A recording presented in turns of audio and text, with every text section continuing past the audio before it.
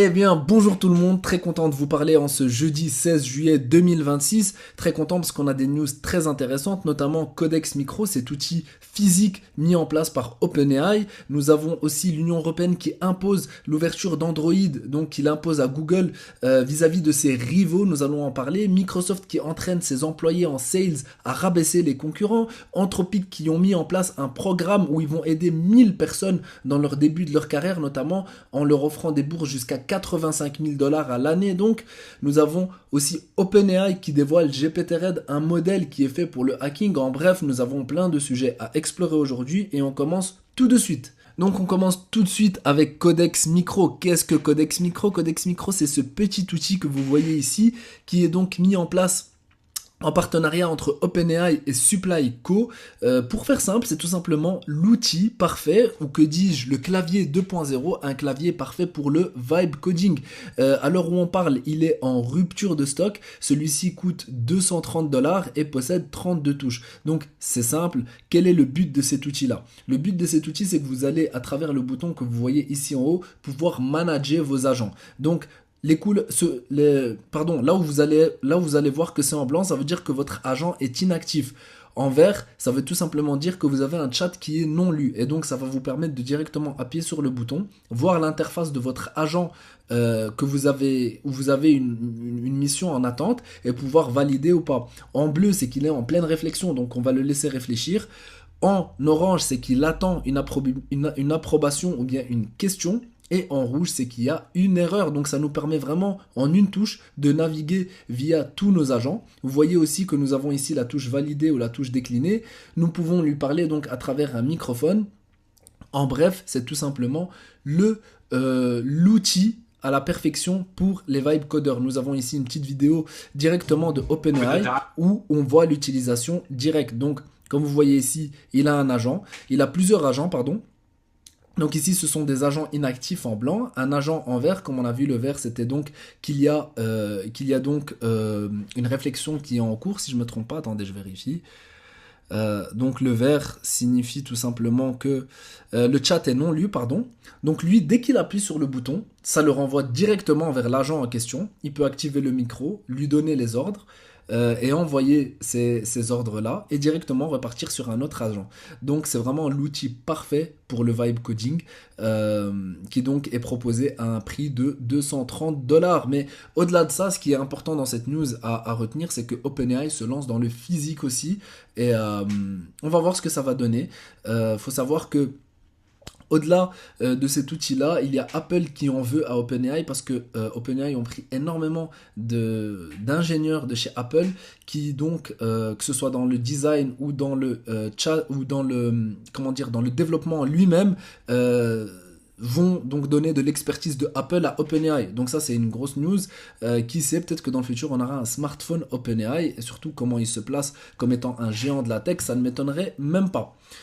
La deuxième news, c'est tout simplement l'Union Européenne qui va venir obliger, donc vraiment qui ordonne clairement à Google d'ouvrir Android pour tout simplement leurs concurrents dans le monde de l'intelligence artificielle, donc que ce soit OpenAI, que ce soit Anthropic, etc. Donc quel est le but derrière ça? Comme on le connaît, notre chère Europe, elle est parfaite pour venir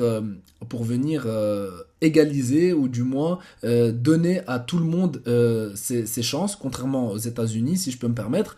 Et donc quel est le but derrière cette idée-là? C'est de clairement donner à tous les parties prenantes dans l'univers de l'intelligence artificielle la chance d'avoir une certaine dominance, ou plutôt comment éviter d'avoir une personne qui a une dominance et donc d'avoir un monopole. Donc clairement ici c'est pour éviter un monopole dans le marché de l'intelligence artificielle, et c'est pour ça que ça fait 6 mois que c'est réfléchi, et c'est pour ça que Google va devoir tout simplement mettre à disposition les systèmes ainsi que les failures, en bref, donner énormément de data.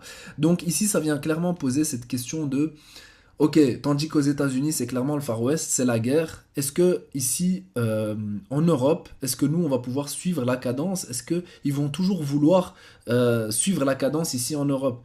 Parce que, au même titre que toutes les industries, si c'est pour venir donner à son concurrent, est-ce qu'ils seront toujours tout simplement satisfait de ça, ou du moins enthousiaste à l'idée d'attaquer le marché européen.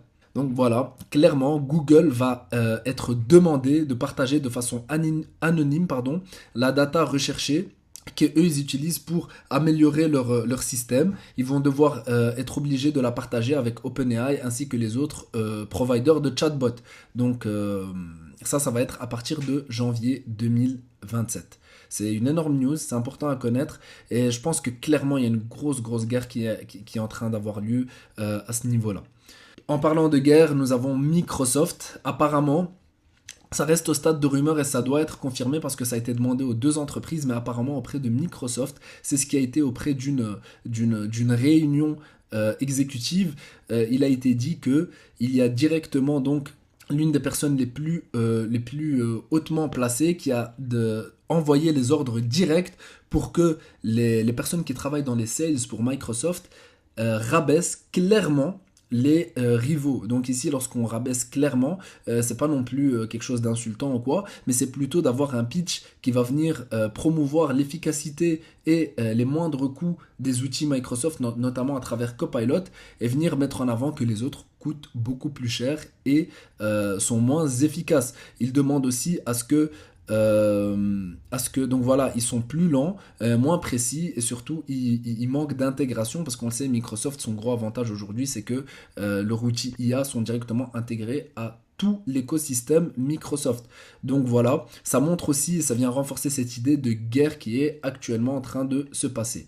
Anthropic qui a mis en place un système disons de motivation, un système où ils vont accompagner 1000 personnes qui commencent leur carrière, notamment à travers un salaire ou une bourse, si on peut dire ça comme ça, de 85 000 dollars par an. À l'heure où je sors la vidéo, il reste une journée, mais bon, c'est uniquement pour les travailleurs américains, donc je pense pas que ici dans ma communauté j'ai des personnes qui soient aux États-Unis, enfin quoique c'est possible, mais du moins ce serait du coup des anglophones, et vu que moi c'est une chaîne francophone, ça m'étonnerait fortement. Donc ici, c'est clairement comme un programme de 12 mois, donc d'une année, où Anthropic va payer 85 000 dollars ainsi que des autres bénéfices, où en fait, ils vont vraiment pousser les gens à utiliser l'intelligence artificielle et à promouvoir l'intelligence artificielle. Donc voilà, pour ceux qui sont intéressés, vous pouvez aller directement chez Anthropic, c'est en ligne depuis le 11 juin 2026 et ça finit demain, donc le 17 juillet. Et la dernière news, et pas des moindres, GPT a officialisé aujourd'hui leur modèle GPT-RED. Donc c'est un modèle en interne, il n'est pas grand public. Nous personnellement on ne peut pas l'utiliser et il est mis en place pour tout simplement contrer tout ce qui est faille de cybersécurité. Donc c'est fou. On sait que OpenAI, à chaque fois qu'ils veulent sortir maintenant un modèle, ça arrivait avec le GPT 5.6, c'est arrivé pour Anthropic avec Fable 5, ils sont obligés de faire comme un audit très détaillé de tout ce qui est histoire de cybersécurité de leur outil, de leur modèle. Et avant, c'était quelque chose qui était fait par les chercheurs. Et bien ici, ce que OpenAI ont fait, et c'est très intelligent, donc ils ont complètement internalisé la chose, c'est qu'ils ont utilisé, ils ont tout simplement développé un modèle, ils l'ont entraîné, mais ils l'ont entraîné en masse, parce que d'après eux, ce modèle-là serait aussi performant que les meilleurs modèles actuels. Donc on pense directement au GPT 5.6 seul. Donc imaginez qu'à l'heure où on parle, nous avons un Fable 5 ou un GPT 5.6 seul, mais qui est masse entraîné uniquement pour savoir pirater et repérer les failles de cybersécurité. Donc c'est ce que OpenAI a en interne à l'heure où on parle, donc c'est de l'or. Bien entendu, ils ne vont pas utiliser ça pour aller hacker les rivaux, hacker quoi que ce soit. Ils vont surtout utiliser ça pour être tout simplement un modèle qui leur permet de vérifier si leurs derniers modèles sortis sont bel et bien dans les normes, ne posent pas de problème au niveau de la cybersécurité.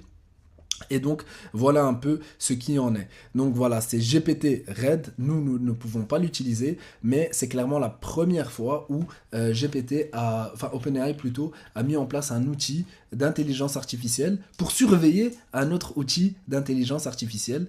C'est très intéressant, c'est très intelligent et surtout c'est rassurant parce que ça veut dire que c'est, mine de rien, ces entreprises, aussi capitalistes puissent-elles être, et peut-être qu'ils ne le font pas pour la bonne raison d'ailleurs, hein, peut-être qu'ils le font juste pour pouvoir mettre à disposition leur outil, mais ce qui est sûr, c'est qu'ils font vachement attention à la cybersécurité, ils font vachement attention à ce que leur modèle soit tout simplement prêt à toute éventualité, et surtout les attaques par injection de requêtes, hein. Donc clairement, ça c'est les pires attaques.